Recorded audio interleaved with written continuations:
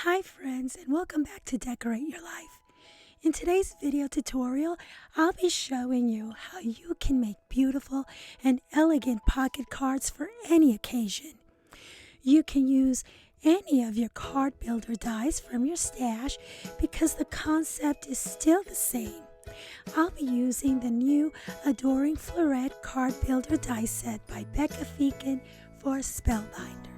And as always, I'll leave my affiliate links in the description. No worries, the price remains the same regardless if you use my affiliate links or not.